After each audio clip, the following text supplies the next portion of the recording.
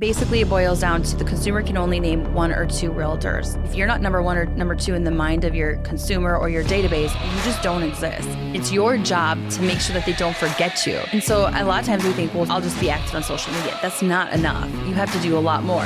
The personal relationship. I got my real estate license in July of 2010. Okay. I feel like I met you right away. Yeah, I met you within a few months of getting my license. I got on your email list.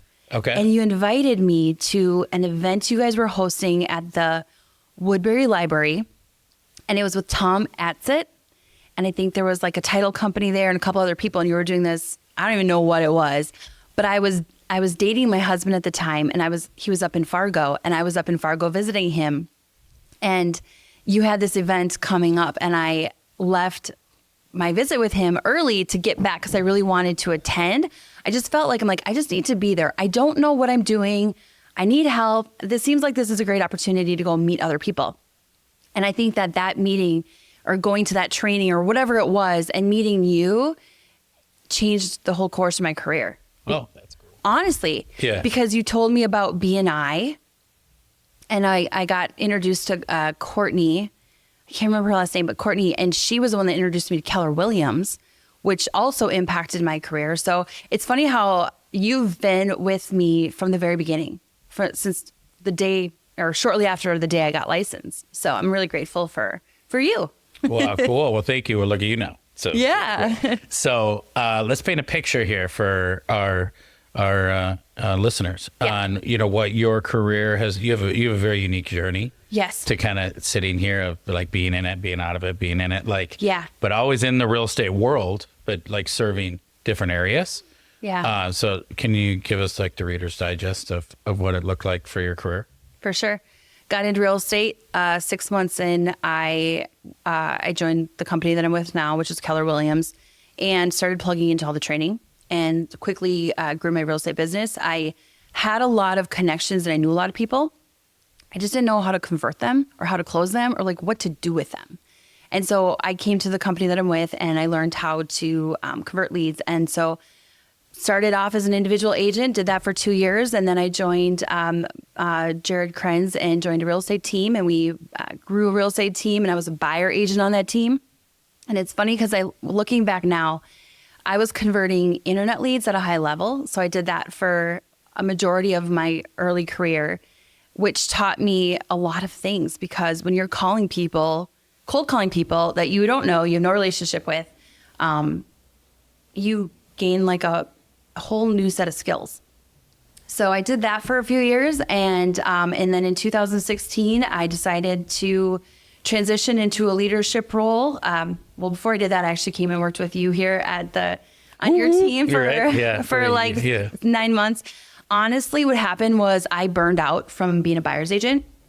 I was the top buyer agent in my office. I won this great award and it was this, wonderful thing, but I was tired. You were one of the top in East Metro. Yeah. You were doing what, 50 a year? Maybe? Yeah, I did 48 buyers. And internet lead buyers, hard buyers. Yeah. And so internet conversion is, it's a lot of leads to find the few that are actually going to transact. So, yeah, so I burned out and I was looking just for a change in my life, a change in my career. And you offered me an opportunity to come be on your team. And I respected you because I'd known you for so long.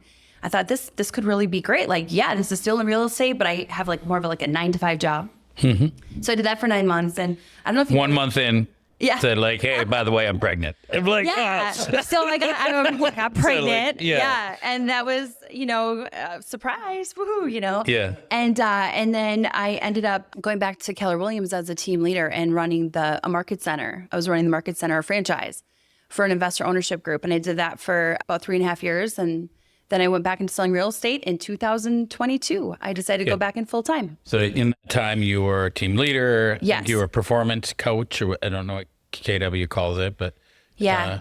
And then were you an owner for like a very short period of time? Yes. Yeah. So you kind of dabbled in a little bit of everything. Yeah. Watching you from the outside, it's like you saw the way it should be done. Yes. You saw the way it shouldn't be done. Like in terms of like brokerages and how they were run. And yes. Yeah. And so it's pretty cool to be able to hear your opinion on how that was going. And that's the thing is when you're a team leader for the company, your job is to grow the company in productivity and profitability. And the only way you can do that is by helping other agents with their real estate businesses. And so the company was pouring into me and teaching me how to help and consult real estate agents, whether you're brand spanking new or you want to go from, 20 units to 30 units, or you're $1 million producer. Everybody has challenges in their business. And so being able to consult and help them where they're at and help them get to where they're going.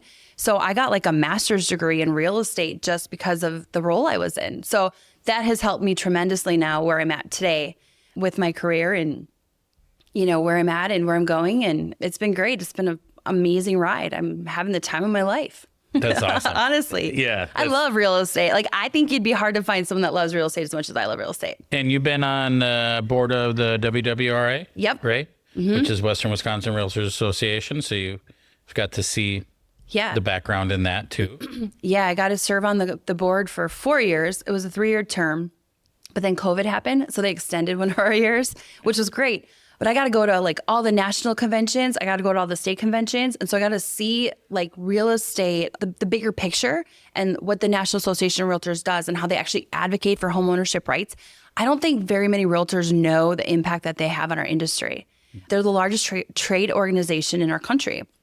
And so like without NAR and without our state boards and our local boards, none of this would really work, or we'd have a lot of people that are just not doing anything right, or there'd be ethic complaints. So it was really great experience to be able to be a part of that. And I'm glad now that I'm not on it so I can focus more on my real estate business. Everything that you do, every opportunity you take advantage of, you're going to learn something and you're going to be able to carry that with you and help more people because of it. Yeah, I agree. You're definitely an advocate for the industry. There's no question about that. So, and you got a family. I have a family. You're married and have 2 children, right? Yep. Nate, Sunshine. My husband's name is Sunshine. So you're balancing all this while being a mom. Yeah. Too. What was your background pre-real estate? Yeah, so I pretty much got into real estate shortly after college. And it's funny because real estate found me at the right time, at the right moment in my life. I went to college. I got a 4-year degree. I worked for Wells Fargo Financial. So I worked in the subprime mortgage industry back when that was a thing. And I would sit behind a desk for 8 hours a day and I would cold call people that had a lot of debt or had really low credit score. And I would call them and I would try to get an application on them so that I could see if I could roll in I could use some of their assets and pay off some of their revolving debt and roll it into an installment loan and help them like increase or better their financial situation. And so like I cold called people for 8 hours a day and I did it for a year. I would never change a thing though, because I learned about credit scores. I learned about loans. I learned about all that stuff. So I did that for a year. And then I worked for Denny Hecker. I worked in his insurance department. So I was going to all the dealerships in the Twin Cities. He had, I think, 26 dealerships at the time. And I was meeting with the sales guys and I was trying to convince them to send people to us so that we could quote their car insurance when they would take out a new or when they buy a new vehicle. Both of those industries ended up folding, by the way. That's what I was just thinking. I'm like, wow, you work for Subprime and Denny Hecker. Wells Fargo Financial. Subprime is no longer a thing. Denny Hecker, he went to prison, right? So what did I do? I bartended. Yeah. I was a bartender. I made more money bartending than I made in these other careers. And I loved it because I loved the people and I loved the freedom. And I just loved being able to like create like my own experience and experience for other people. So I was bartending and that's how I became a realtor is I met a realtor when I was bartending and she inspired me. And I said, that's what I want to do. Mm-hmm. So I asked her name's Terry McKay. Mm-hmm. I said, Terry, can I just meet with you and ask you about being a realtor? Like, you seem like you love what you do. Everyone loves you. When you walk in the room, the whole room lights up. Can I learn more about this? And so she shared with me and I signed up for my real estate classes like the next day. Mm-hmm. It just seemed like a natural fit for who I was. That was what I wanted to do with my life. Mm-hmm. So and that was 14 years ago. Pretty cool. So now you're a few years back into running an independent real estate business, Yes. right? Yep. And you're killing it and things are going good. Yeah. Market's been shrinking and you've been growing. I'm having my best year ever. Yeah. And I'm having a great time. Since you've been back, is there, as for realtors listening to this, is there like some monumental things that you've learned about yourself or the industry that you had to make some changes? I'm going to share two things that happened to me earlier in my career that really impacted my decision to go all in on real estate full time. So back in 2012, 2013, somewhere in that era, right? I was working at Pier 500 and I was a bartender at Pier 500, which is one of the nicest places you can work in Hudson in the St. Croix Valley. And I would work 4 days a week and I would close down that bar and I'd have to squeegee the floors and do all the things. And I remember I was in real estate at the time and I was doing both. I was going to training during the day and then I was bartending at night because I had to pay my bills. And I knew it wasn't going to happen quickly. I had to still work even though I was working real estate. And I got a commission check early on in my career. And I looked at that check and I said, you know what? That commission check is more money than I made in a whole month of bartending.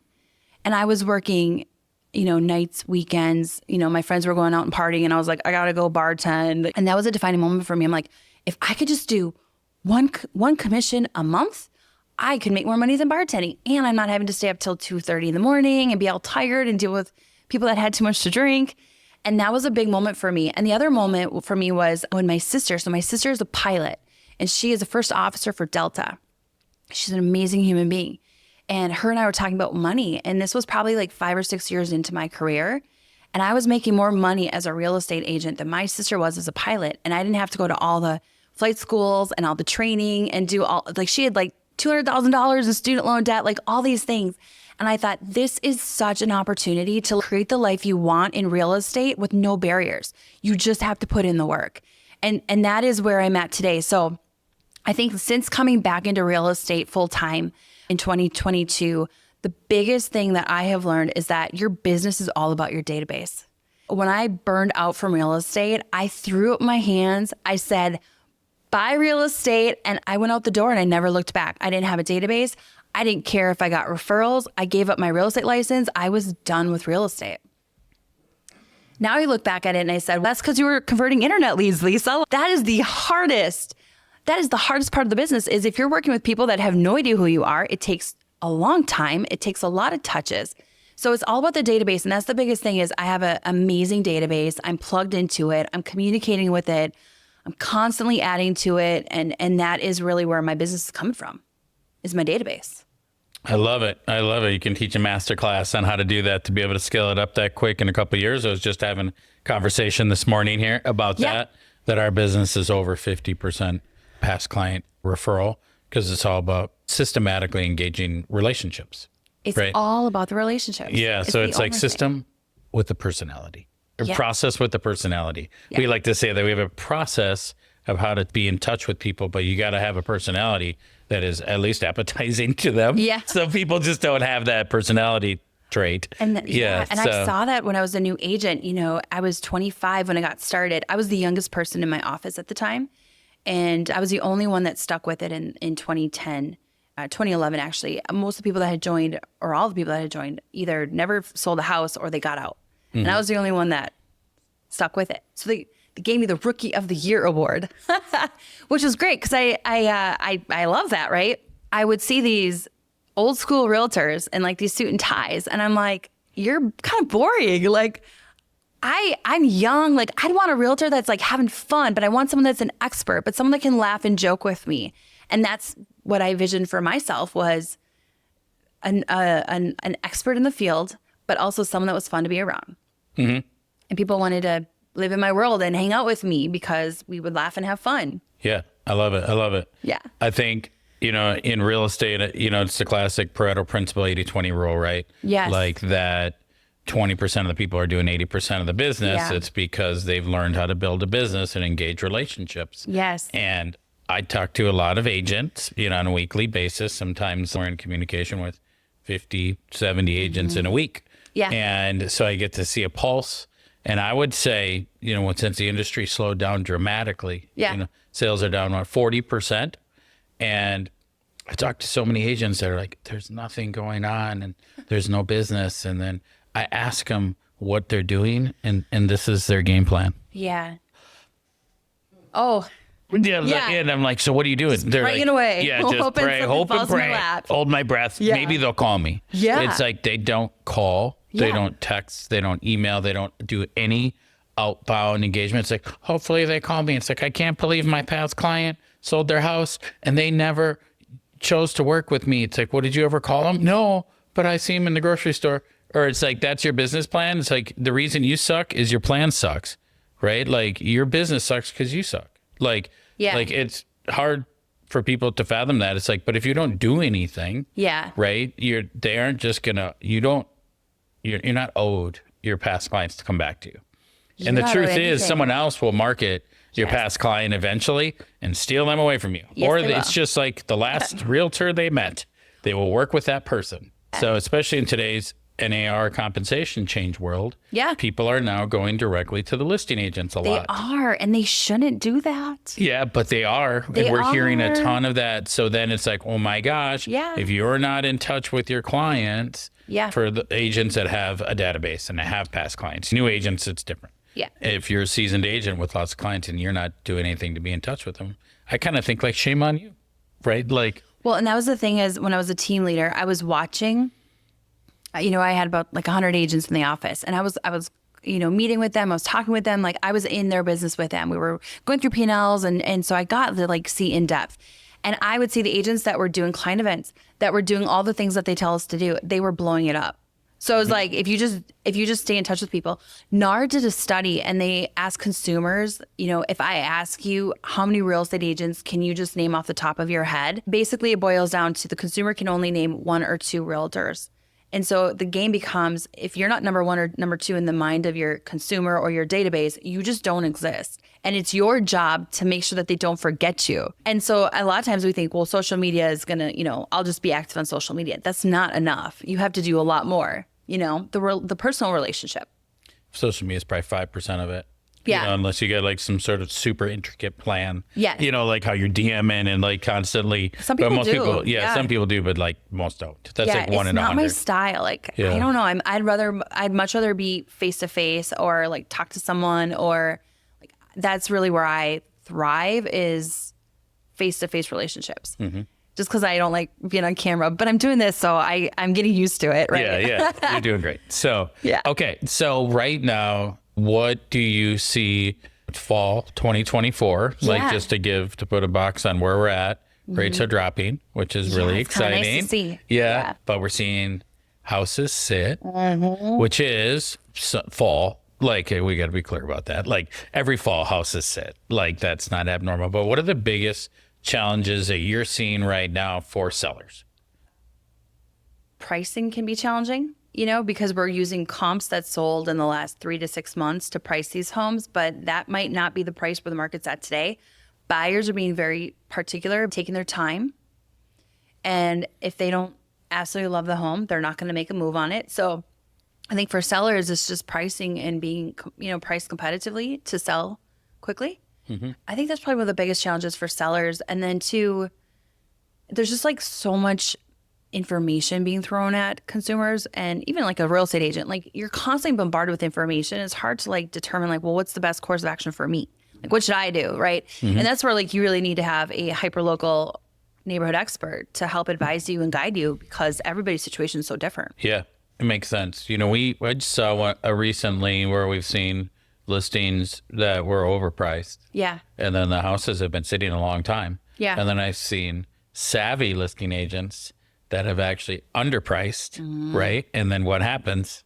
They get multiples and it drives pricing up. Yeah, and then the price went over. Yeah. And they like got to pick all their terms when we want to Yes. close, like everything. But I feel like some people feel like if the agent isn't offering them the highest price right out the gate, that the agent's doing the wrong thing for them. Yeah. But it seems like the market adjusts to it. Yeah. Market meaning buyers will move the price to where it should be. I think so too. Yeah. Home prices are still going up, right? People have been waiting for like the boom or like the fallout or whatnot. We're at it right now. They're saying that we're probably going to sell about 4 million homes this year, which is the bottom. I've always told people like the best time to buy the home is when you need to buy a home. And you're never going to do wrong buying the right home at the right time. And the longer you hold it, the better you're going to do. So if you're looking at selling this home in the next 2 to 5 years, well, yeah, it might be a little bit more challenging for you. But if you're planning to be in this home for 10 years, who cares? Who cares what you pay for it? It's all about the payment, right? Who cares what the interest rate is? Can you afford this home? Does it fit your family's needs? Yes, yes, and yes. Then let's do it. Like, you want this home, let's go for it. So Yeah, we're in the need to move, right? Like, if you don't need to move, then they're not moving because they got me like 3% rate and my house works just fine, right? Yeah. Like, if you don't have a need, this isn't a market like 3 years ago it was. Yeah. Right? Like, where it was like No. you could literally So upgrade first your day. house and your rate went from 4 to 2.5, and you're like, oh my gosh. Yeah. Like, I get to upgrade my home and have the same payment, Yeah. which was abnormal. Yeah. Right? Like, that's not going to happen again. So you work with a ton of buyers. I work with, I'm more buyer focused. Just naturally, it's my personality style. I do like both sides of the transaction, but buyers is about 70% of my business. Yeah. So we see Yeah. a lot right now move up buyers. Yeah. Right. And give me some strategies on what you like to see move up buyers do in order to get into the next house. Well, they've got to have a great lender because you got to have your ducks in a row. I just got an accepted offer with a client, and we were in multiples and with a home sale contingency. But it worked out because all the offers were home sale contingencies. But our house was more likely to sell than the other houses. So you got to have a great lender. You got to have a great real estate agent. You got to have great communication with that other agent. So that communication with that listing agent is probably one of the most important things, because first off, they're going to want to do business with you because of the way you communicate, but they're also going to tell you things that you're going to use to craft a better offer. Figuring out if you can be non-contingent is always key. If not, that's okay too. We're starting to see home sale contingencies come back, which are very common nowadays, right?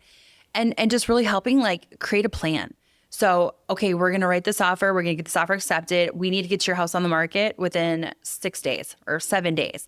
And so we need to have the stager come out on this day. We need the photographs done on this day. And so you're actually just like creating that plan for them. And they really appreciate that. They just want to know like what's going on. So, you're doing both the front end and the back end because you're getting the accepted offer for the buyer, but you're also then having to help them sell their home and move up into that new home. It's communication. It's creating that plan.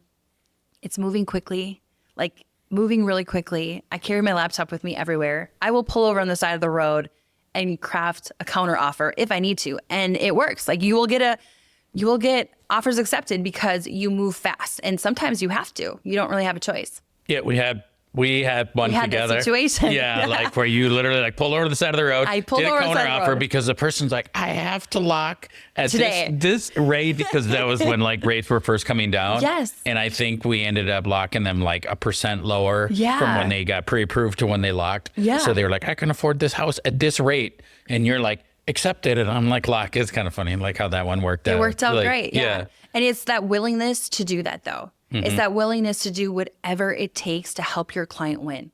Totally. And that is why that is the key to being successful in real estate is you really truly care about the needs of other people ahead of your own interests, and you want them to win. And the more people you help win, the more you win, and it works out. Yeah. Do you recommend people, let's say you're going to buy a house, you're doing the move up, Yeah. right?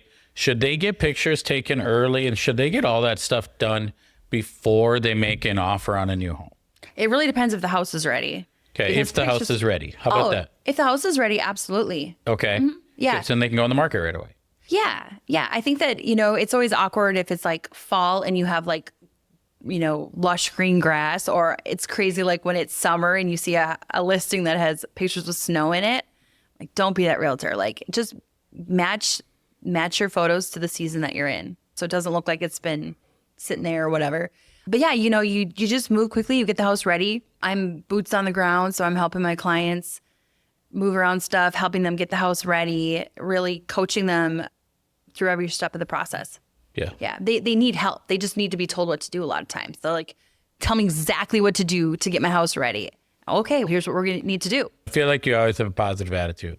So is there like, do you have daily practices that you do to maintain that help like put you in that? So naturally, I'm a very optimistic person. So when I do personality assessments, optimism is one of my highest traits. And I've always been like that. I think it was just like born like that. So it comes natural to me. I pray. I listen to a ton of podcasts. I surround myself with amazing people like yourself. I love my family. I create a list every day, like my to-do list. I'm very much about that. In fact, if I don't have a to-do list, I don't get stuff done because I get like overwhelmed with all the things I should be doing and not what I actually like need to do. And this year has probably been for me, it's been all about leverage. So bringing people into my world to help me so that I don't have to do everything. That's something that's been new to me. And I'm really enjoying it. Yeah. It's a process of when you bring people into your world and you're going to like hand things off. It's sometimes hard to hand things off or to trust them to do it. But if you get the right person on the right seat on the bus, like it's great because all of a sudden you get some of your time back and you can do other things that are a better use of your time. I once had a mentor, tell me like he ran this mega mortgage business and he worked like 30 some hours a week. And I was like, God, this is just impressive, right? Like, because that's part of the challenge of our industries for both of us is the busier you get, the busier you get. Yes. And then you can actually work more and then it goes counterproductive, like where you're like, oh my gosh, now I have to work like so much. Yeah. And then my quality of experience goes down, like for the consumer, because you got too much on your plate. Yep. So he talked about that if you can delegate to someone that can do it 70% as good as you, that's good enough, right? Because you think everything needs to be at 100%, but it doesn't. No. Right? Like where your competition might be at 20 or 30. So the 70% is blowing away the competition. Yeah. Like, does that extra 30% really matter? I had a really good coach when I was a team leader, and he told me, Lisa, imperfect action is better than imperfect inaction. Imperfect action is better than perfect inaction. So it doesn't have to be 100%. Just do it. Just do it. And you will be further ahead than the people that are sitting waiting for it to be perfect. So what's your prediction? Let's give a prediction. 2025. Where do you think the market is going for real estate? Yeah. I think that the market is, it depends on what rates do. I mean, rates, if they keep coming down, and unemployment has an impact on that too, right? But I don't think we're going to see any like major changes. I think we're going to continue to see home prices increase. I think that it's becoming a little bit more of a balanced market. It's not this robust seller's market. So it's much more of a balanced market where buyers actually have a chance to get the home of their choice. It's just going to keep progressing the way it's been. I don't think there's going to be anything drastic happening, which I'm okay with. The experts are like forecasting. They're saying between, home prices will continue to appreciate between like 1% and 5% is like what they're saying. And statistically, we know homes appreciate about 4% annually. So we're just like back to a normal market. We're back to pre-COVID days. It's just the way it's supposed to be. I think that there's a lot of people in the real estate space. The last time I looked, there was like 1.55 million. So we've got a lot of realtors, especially because we're only going to sell about 4 million homes per year. But there's never been a better opportunity to like take market share. Because when the market is like this, when the market's down, that's when market share is created, because you're doing all the work, you're doing all the things when most people have their head in the sand and they're like just waiting for something to happen. I think for active realtors, you have an unbelievable opportunity to help more people next year. Seems like the market's going to grow maybe 10+% in sales just because we're coming off a bottom. We're coming off the bottom. Yeah, like if you're 10 or 15% growth, sounds great, but the chart looks like this, right? You're just barely going to be up from the previous year, which is pretty cool. Yeah, and the market like has no impact on your success as a realtor. And that was something that they told me early on in my career is like, it doesn't matter. Like most of the homes I sold when I was new were foreclosures and a lot of short sales. And you can like get yourself into this pity party, but like, it doesn't matter what the market's doing. There's always enough business to reach your goals. Always. I agree. I really want you back because I want to dig into a lot of different things and we only have so much time. Yeah. But I really, really appreciate you taking the time. I appreciate you as a business partner. You're a phenomenal realtor. You keep killing it. And I love that. One last question. Yeah. What's your favorite pizza? Oh, that's easy. It's got to have pepperoni and pineapple on it, and I will eat it. Pepperoni and pineapple. Perfect. The more sauce, the better. Love it. All right. Awesome. Thank you Lisa. for having me. Yeah.